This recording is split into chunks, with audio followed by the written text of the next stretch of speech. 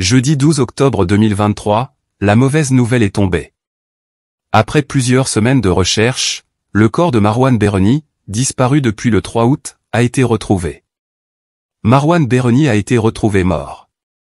Âgé de 34 ans, s'est trouvé pendu dans une ferme abandonnée de la commune de Corcelles en Beaujolais, dans le département du Rhône, à 5 km de Fleury, la ville où le véhicule qui a renversé une femme et son chien, le soir du 3 août, puis avait été retrouvé 2 jours plus tard.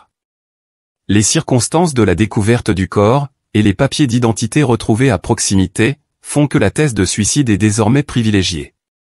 Encore plein d'espoir il y a quelques heures, Martine et Mourad, les parents de Marwan Bereni, lui avaient adressé une lettre bouleversante, publiée par Libération, avec laquelle ils espéraient faire revenir leur fils, soupçonné un temps d'avoir fui en Suisse. Affronte tes peurs. Tu as le droit de pleurer, mais, reprends ton chemin, crois en toi, crois en tes rêves, même ceux que tu ne prononces pas, sache que toutes les tempêtes ne viennent pas forcément gâcher notre vie. Sauf que leur vie à eux, en revanche, est gâchée désormais.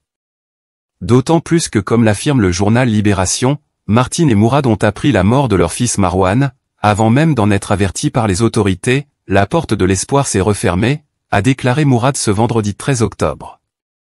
Le père se dit en colère d'avoir été laissé dans un silence total, par la police et la justice.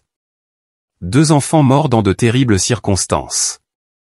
Martine et Mourad viennent de perdre leurs 2 uniques enfants, et pour rien n'est dans des circonstances aussi floues.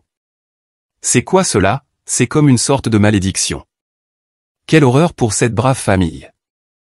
Pour quelle raison, ce brave, généreux couple, subira-t-il une telle perte et de ses 2 uniques enfants, et de cette manière tragique, et dans telles circonstances floues, obscures, illogiques et en plus pour rien?